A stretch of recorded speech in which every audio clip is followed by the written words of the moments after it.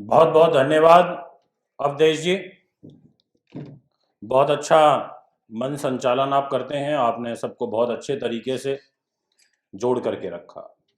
तो सबसे पहले जय घोष करेंगे, भारत माता की, भारत माता की, वंदे वंदे, जय श्री राम, जय जय श्री राम। यहां बैठे सभी ब्रह्म ज्ञानियों को मैं प्रणाम करता हूं। आप सभी ब्रह्म ज्ञानी हैं क्योंकि ज्योतिष के क्षेत्र में कार्य कर रहे हैं।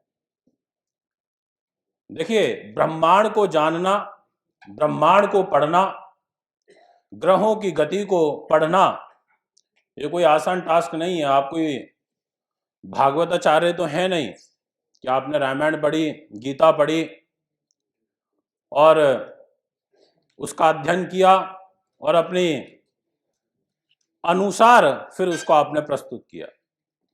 ये तो एक साइंस है, इस सोलर सिस्टम को समझना। तो आप सभी विद्वान हैं, आप सभी यहाँ उपस्थित हैं, आपको बहुत बहुत धन्यवाद देता हूँ। विशेष रूप से परम आदरणीय गुरुदेव डॉक्टर एच.एस. रावत जी को, जो मेरे पिता भी हैं, गुरु हैं, और आज बहुत अच्छी बातें उनसे सुनने को मिली। हमेशा ही सुनने को मिलती हैं और आज तो वाकई इन्होंने जो कहानी सुनाई वो बहुत अच्छी थी। हमारे बीच में रंजीता मेहता जी हैं, आज के वीवीआईपी चीफ गेस्ट हैं। राजनीति के माध्यम से जन कल्याण का कार्य कर रही हैं, समाज सुधार का कार्य कर रही हैं। हमारे बीच में रेमेडी किंग प्रवीण सोनी जी उपस्थित हैं दिल्ली से। परम आदरणीय पूज्य अक्षय शर्मा जी मोगा से हमारे बीच में आए हैं, जिनको हमने शुरुआती दौर में सुना। आज हमारे बड़े भाई अश्वनी गौतम जी ज्योतिष पुंज फाउंडेशन के चेयरमैन हैं, बहुत अच्छे स्तर पर ज्योतिषीय कार्यक्रमों का आयोजन करते हैं। पुरोहित जी जो राज्य मंत्री का दर्जा प्राप्त है उत्तराखंड सरकार में, और 10 मार्च को हमारे बड़े भाई सौरभ शर्मा जी एक बड़ा ही सुंदर मलेरकोटला में ज्योतिषीय आयोजन करने जा रहे हैं कार्यक्रम का, और लगातार हर वर्ष करते हैं और बहुत अच्छे कार्यक्रम होते हैं। इसलिए अगर आप जुड़ना चाहें तो संपर्क कर सकते हैं। और जितने भी यहाँ पर हमारे बीच में उपस्थित हैं, आप सभी को बहुत बहुत धन्यवाद देता हूँ। पवन शर्मा जी को और महाजन जी को, आप सबको। दोस्तों, मैं ना अभी एक फेसबुक पर पोस्ट पढ़ रहा था, तो मैं उसी से शुरुआत करूंगा। उसमें लिखा था, follow astrology not astrologers because you all are an astrologer. तो मेरे को सुन के बड़ा अजीब सा लगा कि फॉलो एस्ट्रोलॉजी नॉट फॉलोअर्स। क्यों भाई, ऐसा क्यों? क्या आपको गुरु की आवश्यकता नहीं है? क्या एक भागवत आचार्य दूसरे भागवत आचार्य को फॉलो नहीं करेगा? हम ये बोलते हैं कि मुरारी बाबू जी बड़ी अच्छी कथा करते हैं, तो क्या दूसरा भागवत आचार्य अच्छी कथा नहीं करता? क्या वो ज्ञानी नहीं है? पर वो उनकी इज्जत करता है क्योंकि वो उनका और दर्जा बड़ा है, उनका ज्ञान का स्तर और बड़ा हो सकता है। तो हमारे जीवन में गुरु का एक बहुत बड़ा रोल होता है, ज्योतिषी का राह दिखाने में एक बहुत बड़ा रोल होता है। ज्योतिष विद्या को तो आप मानते हैं तभी तो आप ज्योतिषी बने और आप जन कल्याण का काम कर रहे हैं। और फिर आप ये लिखें कि एस्ट्रोलॉजर को फॉलो मत करो क्योंकि आप भी एस्ट्रोलॉजर हो, तो ये तो आपस में एक वो बात हो गई कि भाई मैं का भाव, वो ठीक नहीं है। अगर मेरे को अक्षय शर्मा जी से ज्योतिष सम्मेलन में बहुत अच्छा कुछ सीखने को मिलता है तो मैं तो पूर्ण रूप से कहता हूं कि मैं तो आपको फॉलो करूंगा। ये उन लोगों को जवाब है जो फेसबुक पर ये लिख रहे हैं कि फॉलो एस्ट्रोलॉजी नॉट एस्ट्रोलॉजर्स। अगर मुझे गुरुदेव डॉक्टर एच.एस. रावत जी से कुछ सीखने को मिल रहा है, मैं खुद भी ज्योतिषाचार्य हूं, मेरे खुद के फॉलोअर्स हैं, पर अगर इनसे सीखने को मिल रहा है तो मैं इन्हें करूंगा, ये मेरे गुरु हैं। अगर आप अभी इस समय सभागार में उपस्थित हैं, बहुत से लोगों को नहीं मौका मिलेगा मंच पर बोलने का, अगर आपका अपना अनुभव है जीवन का और आप कोई भी एक चीज ऐसी बता करके चले जाएं जो मेरे जीवन में एक बड़ा बदलाव लेकर के आएगी, तो मैं जरूर आपको फॉलो करूंगा। इसलिए आप लोग भी अपने फेसबुक, यूट्यूब के माध्यम से ऐसे लोगों को जवाब दीजिए, बहुत जरूरी है। इसके अलावा आजकल मेरा एक विषय चल रहा है और वो है मंगलिक दोष के विषय में। मैंने एक सीरीज शुरू करी है कि 12 की 12 लग्नों में मंगल ग्रह का क्या प्रभाव होता है, और जिसमें मैं आज तुला लगन के विषय में बात करूंगा। तुला लगन के, ये वृश्चिक लगन के बारे में बात करूंगा, जिसके स्वामी ग्रह खुद मंगल ग्रह हो जाते हैं। अब लगन में, चतुर्थ में, सप्तम में, अष्टम में, द्वादश में, इन स्थानों में मंगल का दोष बनेगा, ये तो आप सब जानते हैं, हम सभी जानते हैं। पर ये मंगलिक दोष आपको रंक से राजा भी बना सकता है और साथ में आपको राजा से रंक भी बना सकता है। मेरे पास अभी मुंबई में एक क्लाइंट आए, मुझे याद आ गया तो इसलिए मैंने अभी आपसे मैं शेयर करना चाहता हूं। जैसा अभी गुरुदेव डॉक्टर एच.एस. रावत जी ने कहा कि अधिक लक्ष्मी का होना हमारे दुख का कारण है, यह बात बिल्कुल ठीक है। मेरी उम्र ज्यादा नहीं है, पर मैं इस विचार पे काम करता हूं क्योंकि मैंने इनसे सीखा है और मैं डेली आए दिन, मेरे पास एक से एक बड़ी बड़ी असामी भी आते हैं, गरीब भी आते हैं। मेरे पास एक 74 वर्ष के बुजुर्ग आए, अपने बेटे को लेकर के आए और मेरे पास अंदर आकर के बैठे और बाहर उनका बेटा बैठा हुआ था, अकेले रूम में आकर के बैठते हैं। मैंने कहा बताइए, अपने बेटे की कुंडली दिखाई तो ज्योतिष के अंदर एक योग होता है पागलपन का, और वो पागलपन का योग कैसे बनता है? जब लगन लग्नेश, चतुर्थ चतुर्थेश, पंचम पंचमेश और हमारी बुद्धि का कारक बुध और साथ में मन का कारक चंद्रमा, अगर ये पीड़ित हैं तो ऐसे व्यक्ति में पागलपन की शिकायत जरूर आ जाती है।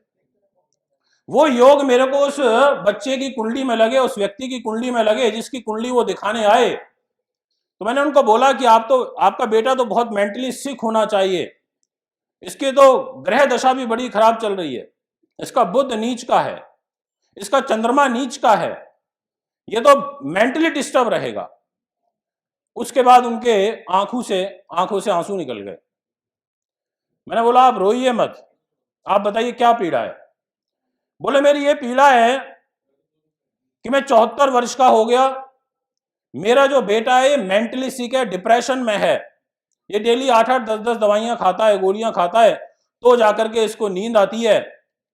इसकी हमने पहले शादी करी थी, वो शादी इसकी टूट गई, नहीं चल पाई, क्योंकि इसकी आदतों के कारण, इसके व्यवहार के कारण। हमने जैसे तैसे करके इसकी दूसरी शादी करी, और दूसरी शादी बहुत हम गरीब परिवार से लेकर के आए, क्योंकि कोई अच्छे परिवार की लड़की देने को तैयार नहीं था। और उस गरीब परिवार की लड़की को हम लेकर के आए और उससे हमने डॉक्टरी ट्रीटमेंट के माध्यम से 2 हमारे को पुत्र की प्राप्ति हुई, यानी कि मेरे पोते आए। और वो पोते इस समय 3-3, साढ़े 3-3 साल के हैं, उनकी आयु है।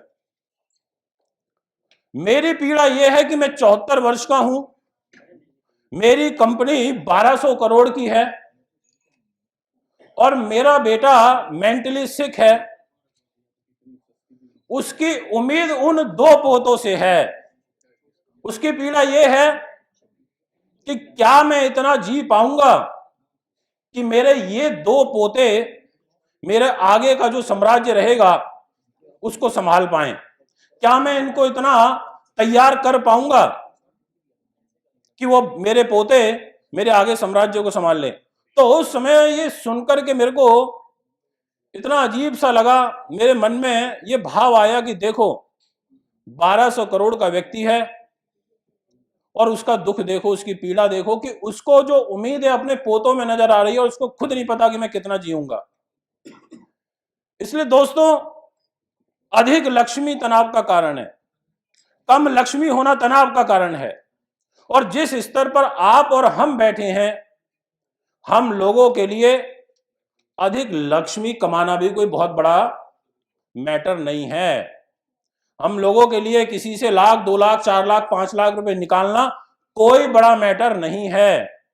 क्योंकि अगर कोई व्यक्ति आपके पास आ रहा है, वो आपके सामने आके सरेंडर कर रहा है, वो आपके सामने भाव के साथ आ रहा है, डेडिकेशन के साथ आ रहा है, होप के साथ आ रहा है, उसको ये उम्मीद है कि यहां मेरा कल्याण होगा, और वो सामर्थ्यवान है, तो आप 2, 4, 5 लाख उससे अर्जित कर सकते हो। पर डिपेंड करता है कि आपकी इंटेंशन क्या है। तो उस दिन से मैंने जब उस व्यक्ति के विचार सुने, मैंने ये सोचा कि कुछ नहीं है, बस सेवा कर लो, पिताजी ने जो सिखाया है उन प्रिंसिपल्स पर चल लो, विरोध होगा, घेरा भी जाएगा, आपको सत्य को परेशान करने की भी कोशिश की जाएगी, पर ये आपकी हिम्मत है कि आप कितना आगे बढ़ सकते हो। ज्ञान की ना तो कोई सीमा है, और ज्ञान किस उम्र में हो जाए इसका भी कुछ नहीं है। चारवी ठाकुर जी ने अच्छा प्रोग्राम आयोजन किया, ताज में किया, गुरुदेव ने बताया बड़ा विरोध हुआ, होगा और आगे भी होगा, होता रहेगा, ये चलता रहेगा। अब आपकी, मैं जिस मंगलिक दोष के विषय के बारे में बात कर रहा था, अगर आपकी लगन के अंदर मंगल बैठा है और आपकी वृश्चिक लगन है, तो मंगल के पास एक तो लगन की जिम्मेदारी आ गई और एक रोग की आ गई, यानी कि ये रोगेश हो करके आपके शरीर पर आकर के बैठ गया। तो आप बोलोगे कि भैया आप मंगलिक तो हो, पर ये मंगल स्वयं राशि का हो जाएगा। ये मंगल एक रुचक नाम का महापुरुष राजयोग बनाएगा। ये मंगल दोष आपकी उन्नति के लिए, आपके यश के लिए, आपके वैभव के लिए, आपकी नीति के लिए, आपके शास्त्र के लिए, आपके व्यक्तित्व के लिए अच्छा रहेगा, और आप स्पष्टवादी हो जाओगे। हम बोलेंगे अरे मंगलिक तो है, पर लगन का मंगलिक है, वृश्चिक का मंगलिक है, बढ़िया फल देगा, पर रोगेश है, यानी कि स्वास्थ्य आपका गड़बड़ करेगा। सर पर बैठा है, हमारे शरीर में प्रथम भाव हमारे हेड को रिप्रेजेंट करता है, सेकंड भाव फेस को रिप्रेजेंट करता है, कुंडली में थर्ड हाउस गले को रिप्रेजेंट करता है, चतुर्थ भाव छाती को करता है, पंचम भाव पेट को करता है। ऐसे हमारा ये 12 भाव शरीर के 12 हिस्सों में विभाजित है। तो हम बोलेंगे कि भैया मंगल ग्रह अपनी मूल त्रिकोण राशि का स्वामी होकर रोगेश होकर के शरीर पर बैठा है। शरीर से संबंधित पीड़ा तो रहेगी, स्ट्रेस भी आएगा, जब भी प्रॉब्लम आएगी हेड से रिलेटेड आएगी, पर आपका ये रुचक राजयोग आपको उन्नति बहुत कराएगा। इसलिए कई बार व्यक्ति के साथ प्लस और माइनस साथ साथ में चलते हैं। व्यक्ति बहुत ऊपर उठ रहा है, पर कहीं से उसकी टांग खिंचाई हो रही है, जैसे आए दिन होती रहती है। जैसे आए दिन षड्यंत्र रचे जाते हैं कि भाई इसको मत बुलाओ, उसको बुला लो, उसकी नहीं बुलाओगे तो हम नहीं आ रहे, वो आएगा तो ये नहीं आएंगे। ये एक बड़ी दलदल की राजनीति हो गई है। आपका यही मंगल लगन में बैठ करके चतुर्थ दृष्टि से रोगेश होता हुआ आपकी मदर के घर को देखेगा, कुंभ राशि को देखेगा। आप बोलोगे कि भैया ये आपके मदर के स्वास्थ्य के लिए भी ठीक नहीं है, मदर की हेल्थ के लिए भी ठीक नहीं है। यही मंगल आपकी आयु के घर को भी देखेगा, पर है स्वयं राशि का, बचा लेगा, पर दुर्घटना का योग बनाएगा, क्योंकि मिथुन राशि को देखेगा, अष्टम दृष्टि से देखेगा।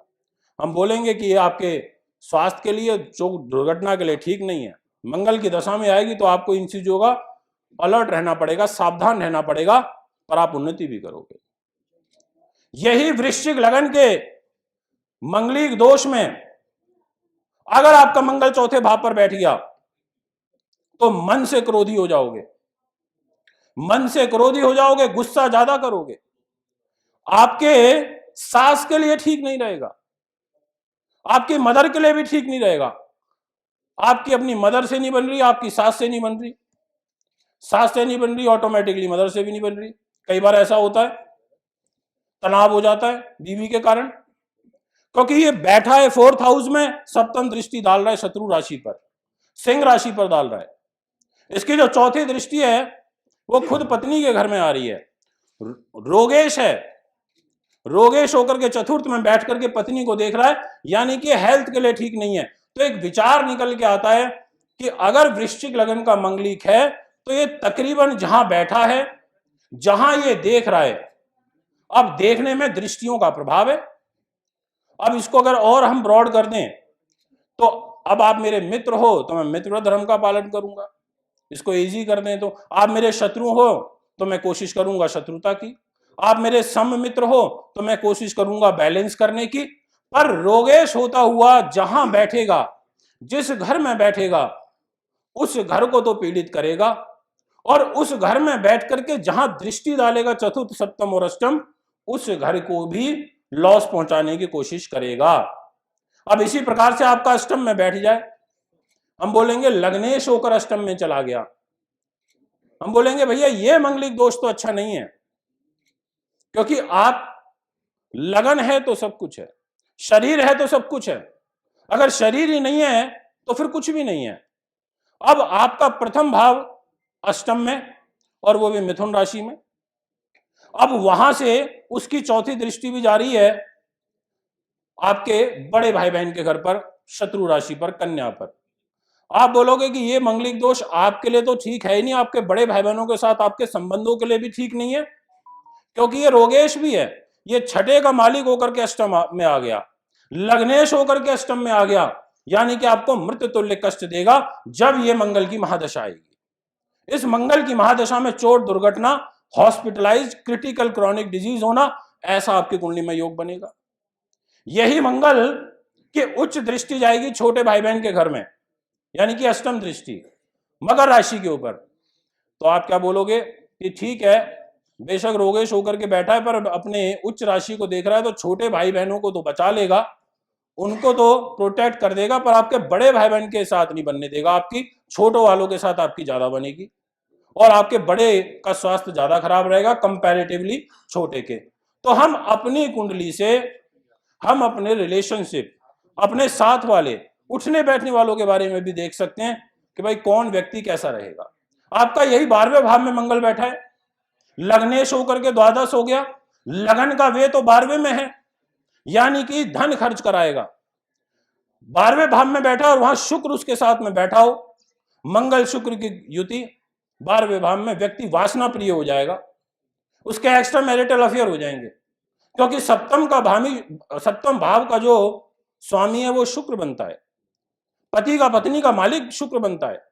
12th हाउस में मंगल के साथ बैठेगा तो लगन का व्यय करेगा, और पत्नी पति को लेकर 12th हाउस में बैठा है शुक्र मंगल के साथ में, इसका मतलब ऐसा व्यक्ति चरित्रहीन भी हो जाएगा, और उसकी जो दृष्टि है वो जा रही है छोटे भाई बहन के घर में, उनके लिए ठीक है। ठीक का मतलब यह है कि मैं इसको ठीक तो नहीं मानता ज्यादा वृश्चिक लगन में, क्योंकि डिपार्टमेंट अच्छा नहीं है इसके पास, इसकी मूल त्रिकोण राशि वो अच्छी जगह पर प्लेस नहीं है, बट वही उच्च राशि, मित्र राशि, शत्रु राशि, इसका प्रभाव हमारे जीवन में बड़ा जबरदस्त रहता है। पति को देखा अष्टम भाव से, यानी कि छठे भाव का मालिक है, और द्वादश में बैठ करके निजी जीवन को देख रहा है, तो जीवन साथी की हेल्थ के लिए भी अच्छा नहीं रहेगा। तो इस प्रकार से हम यहां पर देख सकते हैं। दोस्तों, अभी मेरे पास, कल मैं यहां चंडीगढ़ में था तो एक कुंडली आई, और वो कुंडली कुंभ लगन की थी। आप भी उस पर रिसर्च कर सकते हैं, इसलिए मैंने सोचा आपके साथ डिस्कस करूं। कुंभ लगन थी और वो थे साउथ कोरिया से, ऑनलाइन कंसल्टेशन किया उनका मैंने रात को लगभग 8:30 बजे यहीं चंडीगढ़ में। अब उनका केंद्र त्रिकोण, यानी कि चतुर्थ भाव का मालिक कुंभ लगन में शुक्र बनता है, और भाग्य स्थान का स्वामी शुक्र बनता है, वो नीच का होकर के अष्टम भाव में बैठा है, कन्या राशि के अंदर बैठा हुआ है, साथ में उसके राहु भी बैठा था, और उसका छठे भाव में यानी कि रोग स्थान पर नीच का मंगल बैठा था। तीसरे भाव का मालिक और कर्म भाव का मालिक मंगल छठे भाव में नीच हो गया, और शुक्र नीच हो गया भाग्येश और चतुर्थेश होकर के अष्टम भाव में, और जो सूर्य है वो दाम्पत्य जीवन का मालिक होकर के नीच हुआ भाग्य स्थान में। तो पता है कई बार क्या होता है, आपको नवांश कुंडली में आपको और चार्ट्स में जाने की जरूरत नहीं पड़ती। अगर आपको बिल्कुल सिंपल सीधे सीधे नियम नजर आ रहे हैं और पहली दृष्टि में नजर आ रहे हैं, तो आप क्लियर कट बोल दो। उन्होंने मेरे से बोला कि गुरुदेव आप बताइए मेरी कुंडली क्या कहती है। मैंने कहती क्या है, राजा नीच, सेनापति नीच, दैत्य गुरु शुक्र नीच, 3 महत्वपूर्ण ग्रह आपकी जन्म पत्रिका में नीच हो गए हैं।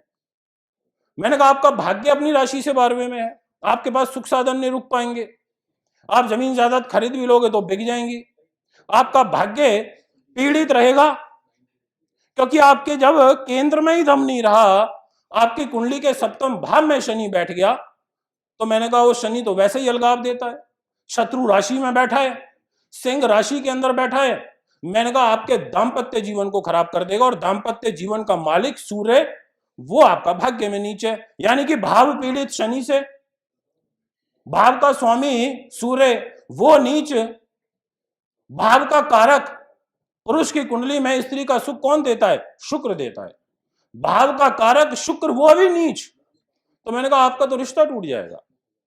मैंने कहा आपकी तो एक शादी टूट सकती है, या आपका रिश्ता होकर के पक्का होकर के टूटा होगा, फिर आपकी दूसरी हुई होगी। तो वो बोला जी बिल्कुल ट्रू, बोला कि मेरी पहले शादी टूट गई है, अभी मैंने दूसरी करी है। मैंने कहा आपको बिजनेस में भारी लॉस होगा, क्योंकि आपकी सूर्य की महादशा चल रही है, और अभी इस मंथ में आपकी चंद्रमा आएगी तो थोड़ा रिलीफ मिलेगा, थोड़ा मिलेगा। मैंने कहा ज्यादा नहीं मिलेगा, क्योंकि अभी चंद्रमा आ रहा है, पर चंद्रमा भी 6ठे भाव का स्वामी है, और आपकी मीन राशि है, शनि की 7.5 का प्रभाव आपकी कुंडली में फर्स्ट फेज में चल रहा है। तो आप ऐसे देख सकते हो, आप ऐसे बता सकते हो। फिर ऐसे व्यक्ति को आपने बता तो दिया भाई मैरिज लाइफ डिस्टर्ब होगी, आपने बता दिया कि आपका कैरियर में भारी नुकसान होगा, आपने बता दिया कि आप सुख साधन अर्जित नहीं कर पाओगे, पर अब उसकी रेमेडीज क्या हैं? रेमेडीज का जब विषय आएगा तो मैटर यह करता है कि जो ग्रह नीच हो गया उसके आपको दान कराने पड़ेंगे। उसका रत्न पहने गाने को मैंने रिकमेंड नहीं किया, क्योंकि सूर्य 9 डिग्री का था और 10 डिग्री पर वो परम नीच होता है। मैंने बोला सूर्य के दान चालू कर दो, मैंने बोला मंगल के भी दान चालू कर दो, मैंने बोला शुक्र के दान चालू कर दो, शनि की पूजा करो, इनके मंत्र जाप कराओ, पर इनको धारण मत करना। अब उसने बोला गुरुदेव मैंने तो माणिक पहना हुआ है और मैंने एक मूंगा भी पहना हुआ है, हमारे यहीं बताया था किसी ने, मैंने यूएस में कंसल्ट करी थी। तो मैंने कहा पहनने के बाद तो और दिक्कत आ गई होगी। कह रहे हैं हाँ दिक्कत तो कुछ आई थी मेरे को। तो यहां पर हमारे को बहुत बारीकी से चीजों को देखना पड़ेगा।